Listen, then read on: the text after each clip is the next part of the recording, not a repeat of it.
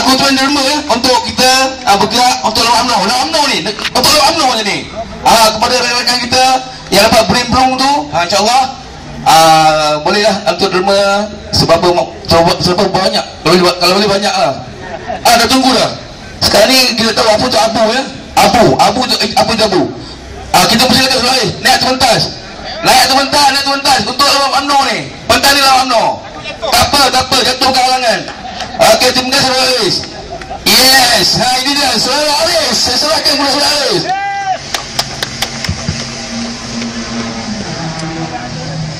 Auzubillahi minasyaitonirrajim. Bismillahirrahmanirrahim. Tuan Rumah, pengurusi majlis, para penceramah yang dihormati, tuan-tuan, puan-puan, pakcik-pakcik, makcik-makcik, saudara-saudari, Assalamualaikum warahmatullahi wabarakatuh. Salam sejahtera, ni hao, wanakkam. Saya yakin ramai di sini tak kenal saya. Izinkan saya seminit atau dua berkongsi sedikit berkenaan diri saya. 20 tahun saya bekerja sebagai peguam di mahkamah. Di ujung tahun 2010 saya ambil keputusan untuk tutup firma saya, untuk tidak lagi beramal guaman. Alasan dia dua. Izinkan saya berkongsi alasan pertama dulu, dan alasan kedua mungkin di peringkat penutup penyampaian saya pada malam ini. Saya anak Perak. 2009 Najib secara haram rampas kuasa di Perak tanpa menghormati pilihan rakyat negeri Perak untuk menubuhkan kerajaan baru. Saya masa itu cukup marah. Perkara itu telah dirujuk ke Mahkamah Tinggi. Di peringkat Mahkamah Tinggi, Yang Arif Hakim Datuk Aziz memutuskan, pada pendapat saya, selaras dengan peruntukan Undang-Undang Termaktub, yakni Datuk Nizah Menteri Besar yang sah. Perkara itu dirayukan ke Mahkamah Rayuan dan kemudiannya ke Mahkamah Persekutuan. Dan amat kecewa, kedua-dua mahkamah telah mengenepikan keputusan Mahkamah Tinggi dan mengesahkan Zamri sebagai Menteri Besar Perak. Tuan-tuan dan puan-puan, keputusan tersebut bagi saya meyakinkan saya, mahkamah yang seharusnya menjadi institusi yang menjaga kepentingan rakyat jelata, kebetulannya sekarang sudah lama diperkudakan UMNO, sudah lama menjadi bahan milikan kroni UMNO. Maka saya pada ketika itu bertekad tutup firma. Jubah mahkamah saya buang. Ini jadi jubah saya sekarang. Saya turun ke padang, bertekad untuk berganding bahu dengan rakyat jelata, berusaha untuk kuburkan UMNO Barisan Nasional. Kuburkan UMNO Barisan Nasional. Hari ini kita ke Indra Mahkota dengan rakan-rakan saya. Ini semua tuan-tuan dan puan, ini bukan penganggur, profesional, ada kerja. Hari ini ke Indra Mahkota. Sebelum ni Arau Perlis, Kulim Kedah, Sungai Petani, Nibong Tebal, Pasir Salak, Sungai Siput, Bandar Tun Razak. Bukan sebab kita tak ada kerja lain, tuan-tuan puan-puan. Satu sebab, kita sayang negara dan kita mau menyelamatkan negara yang sedang melanda krisis. Tuan-tuan dan puan-puan, Malaysia ditubuhkan tahun 19. Ini kita sentuh sejarah. Bang, ada masa bang? Ada. Okey, kita sentuh sejarah sikit tuan-tuan dan puan-puan. Ini penting, kita kena faham ya. 63 Tengku Abdul Rahman jaya menubuhkan negara Malaysia. 2 tahun kemudian Singapura keluar. Pada masa itu tuan-tuan dan puan-puan, Singapura tak berbeza dengan kawasan di sini. Saya tanya tadi dengan Hatta, dia kata apa tempat di sini yang mungkin kurang membangun. Dia kata Rancangan Pemuda Bukit Koh, betul? Tempat dia kurang membangun, betul? Tahun 1965 Singapura keadaan dia lebih kurang gitu, kurang maju, kurang pembangunan. 65 dia keluar. Tahun 73 ayah arwah Tun Razak, ayah kepada Perdana Menteri sekarang Tun Razak, telah memulakan dasar ekonomi baru. Tujuan dia untuk membasmikan kemiskinan, bukan hanya orang Melayu, rakyat Malaysia. Pada ketika itu hampir 50% hidup keadaan miskin daif. Tahun 74 Petronas ditubuhkan. Malaysia sudah menjadi negara pengeluar petrol, tuan-tuan puan-puan, bermula tahun 74. Tuan-tuan puan-puan, tahun lepas 2012 bulan Ogos, laporan antarabangsa, Singapura diisytiharkan negara terkaya di dunia. Bagus. Kita cukup gembira sebab kita pun ada saudara di sana. Terkaya di dunia, tuan-tuan dan puan-puan. Balak dengan kita, dia tidak ada. Minyak, gas dengan kita, getah, kelapa sawit dengan kita, air kita dia beli, pasir dia curi. Tapi dia terkaya di dunia. 2 tahun sebelum ni, Sabah diisytiharkan oleh Bank Sedunia negeri termiskin di Malaysia. Tuan-tuan dan puan-puan, tak masuk akal. Singapura apa pun tak ada tapi terkaya di dunia. Sabah kaya dengan bahan mentah, termiskin. Mengapa? Askar dengan polis, ni kalau ada polis di sini tolong dengar. Askar dan polis di Singapura pendapatan dia lebih besar daripada askar dan polis di Malaysia. Cikgu, kaki tangan kerajaan, pemandu taksi, pendapatan lebih besar daripada orang di sini. Mengapa? Mudah jawapan dia. Di Singapura tidak ada UMNO. UMNO telah menganiayakan rakyat di Malaysia. Saya tadi ada sebut ada alasan kedua disebabkan saya buat keputusan untuk tutup format. Tak apalah, saya tadi kadang nak sampaikan di penghujung, dia saya sampaikan sekarang. 2009, ini bukan cerita rekan saya, di Selayang, di Selangor, anak muda Melayu berusia 12 tahun menghadapi masalah di sekolah. Hari-hari sesi pagi, kelas yang terakhir, dia hilang, dia ponteng. Hari-hari, tuan-tuan puan-puan, sudah dikena sebat, masuk kelas detention, macam-macam dah kena. Keadaan tidak berubah, berterusan. Akhir sekali guru besar dengan cikgu disiplin kata, ini benda ni tak boleh biar berterusan. Budak tu heret masuk ofis. Guru besar cakap, kalau kamu tidak ada alasan yang boleh saya terima, hari ini juga pecat orang sekolah.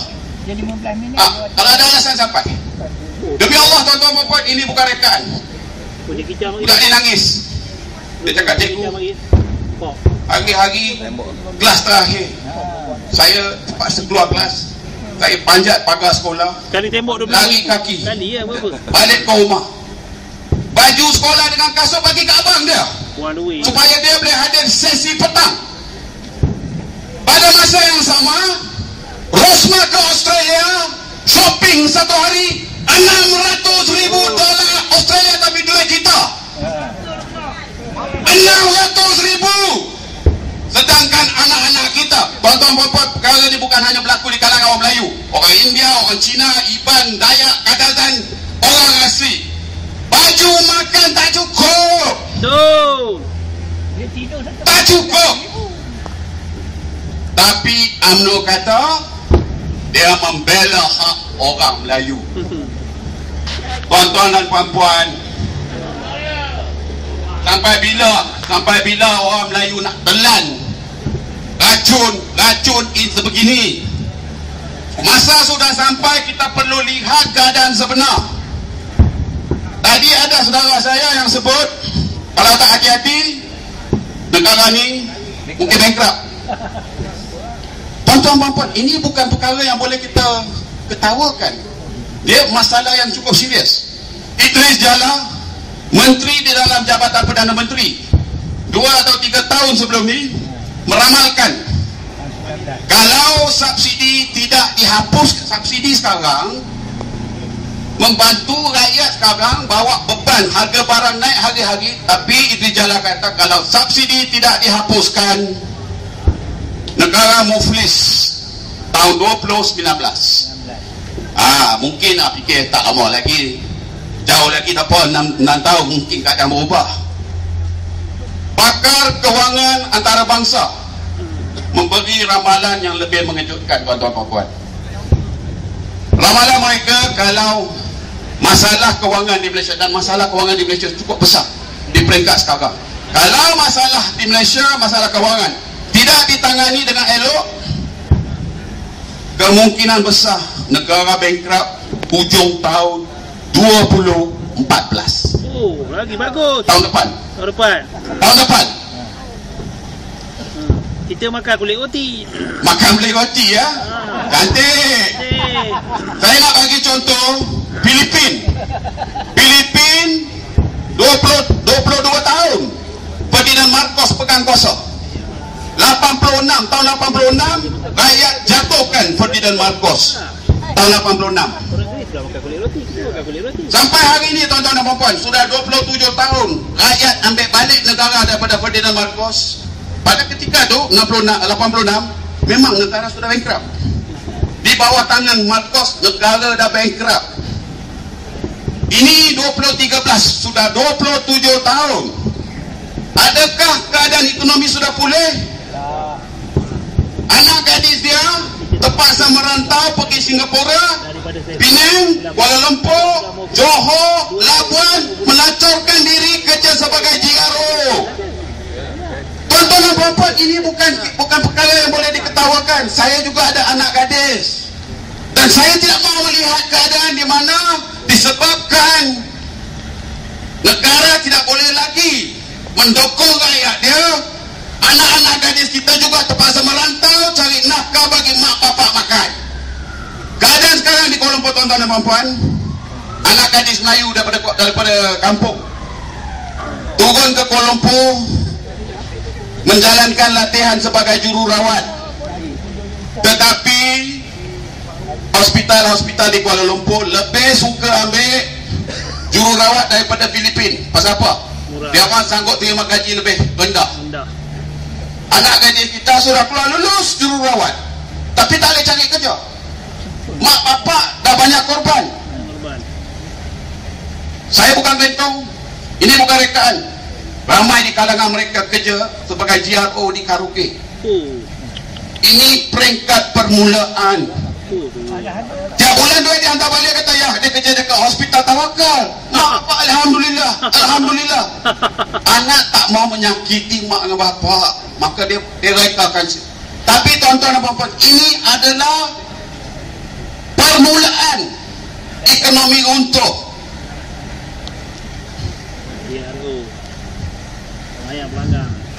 Saya nak tanyalah, 2004 Indra Mahkota, PN menang, UMNO menang dengan majoriti 14,000 lebih. 2008 majoriti itu hangus, betul atau tidak? Betul. YB Azan menang dengan majoriti lebih sedikit 1,000, betul? Betul. Betul. Tapi yang penting kita kena lihat majoriti UMNO 14,000 tu hangus. 2012 jumlah pengundi pendaftar di Indra Mahkota sudah meningkat dengan peningkatan lebih 12,000. Di kalangan jumlah itu hampir 70% pengundi berusia 30 ke bawah, bermakna sebelum ini tidak pernah mengundi. Apa yang dikatakan duduk atas pagar, belum lagi buat keputusan. Saya nak tanya sekarang, adakah warga Indra Mahkota ingin kekal dengan perwakilan Pakatan Rakyat, ya atau tidak? Ya. Tak ada dua. Ya. Ya. Ya. Adakah warga Indra Mahkota ingin melihat perubahan di Putrajaya? Ya. Sungguh, Go! tuan-tuan dan puan-puan, Untuk Putrajaya. ya, kita mau kuburkan UMNO Barisan Nasional di Putrajaya. Tetapi tuan-tuan dan puan-puan, duduk di sini malam ni, ya, kita nak ya, tanpa usaha UMNO BN kekal di Putrajaya. Betul. Kalau kita ingin menyelamatkan negara ini, dia bukan hanya tugas Saudara Chong, dia bukan hanya tugas Datuk Fauzi. Rakyat kini perlu bangun, bangkit dan bersatu. Agenda satu saja. Kita ingin kuburkan UMNO Barisan Nasional. Tuan-tuan dan puan-puan, itu memerlukan satu strategi. Mengapa? Jentera UMNO BN kuat, dana hingga tak terhingga. Duit kita memang betul, tetapi masalah dia bukan dalam poket kita, poket dia sekarang. Betul. Duit kita dalam poket dia. Okey dia. Sebab itu tuan-tuan dan puan-puan, Abu setelah 6 bulan kita buat kajian, telah mencetuskan satu strategi yang cukup mudah. Boleh kita usahakan bersama. Yang pertama, dan ini amat penting tapi malangnya di luar kawalan rakyat. Apa yang diperlukan kita lihat di semua kawasan di mana akan ada pertandingan, baik peringkat parlimen atau DUN, kita nak tengok street fight. Faham tak street fight? Straight fight. One to one. BN lawan Pakatan. Kita tak mau tengok keadaan di mana Pakatan tidak boleh bersetuju di mana-mana kawasan, dan di kalangan mereka sendiri mencetuskan 2, 3, 4 penjuru. Dalam keadaan itu, pasti kawasan itu kita serahkan balik kepada UMNO BN. Setuju atau tidak? Setuju. Hari ini saya terkejut. Pak dia akan Semasa saya turun ke Indra Mahkota hari ini, berbincang dengan kawan-kawan rakan seperjuangan, dengar hura-hura mungkin masalah sebegini timbul di Teruntung, di kalangan parti Pakatan Rakyat. Mungkin ada ketidakpersetujuan. Adakah warga Indra Mahkota ingin mengelak situasi sebegitu, ya atau tidak? Ya. Adakah kita ingin melihat street fight di Teruntung juga, ya atau tidak? Ya. Maka mesej ini perlu kita sampaikan kepada pucuk pimpinan Pakatan di peringkat negeri Pahang. We don't want to see three corner fight. Kita tak mau melihat pertandingan 3, 4, 5 penjuru, sebab semestinya dalam keadaan itu kawasan itu kita serahkan balik kepada Barisan Nasional. Itu perkara yang pertama. Kedua, hari ini saya dengan rakan-rakan saya turun ke Indra Mahkota di kawasan ini mengedar risalah. Apa sebab, tuan-tuan dan puan-puan? Perkara kedua yang amat penting kita dapat menang adalah perang media.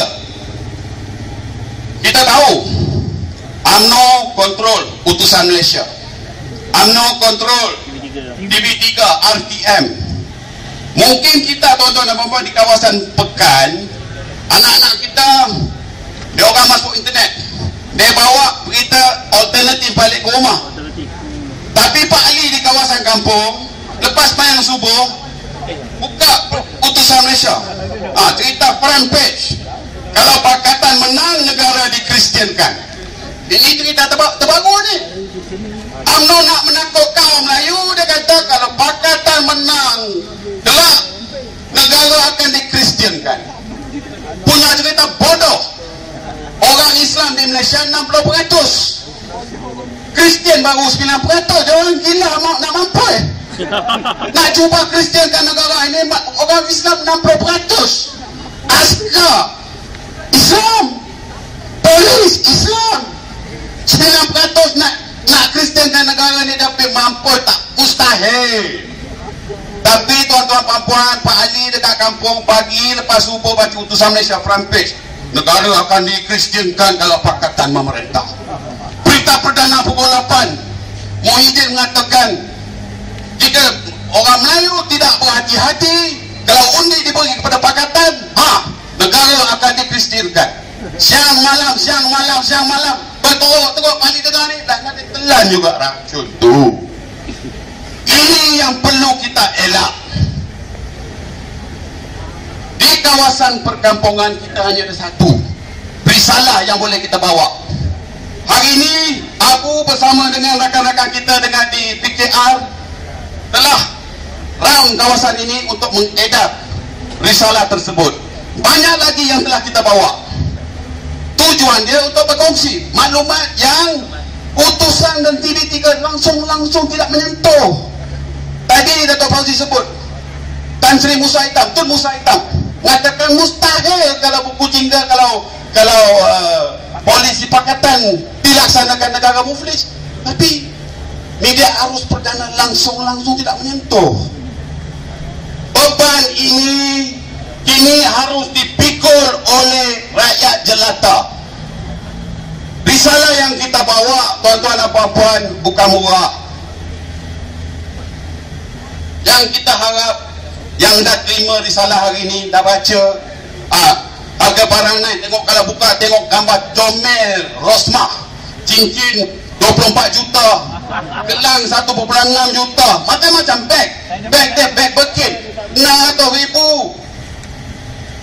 Kalau dah tengok, dah baca, nampak oh ya betul isu ni serius, jangan simpan dalam laci. Kalau sanggup berjuang, photostat, buat 10 kopi, buat 100, balas takat mana mampu, kemudian tidak berkongsi dengan, boleh ke tidak boleh? Boleh. Ini jadi tugas kita. Banyak lagi risalah yang kita serahkan, kita tinggalkan dengan kawan-kawan kita di sini.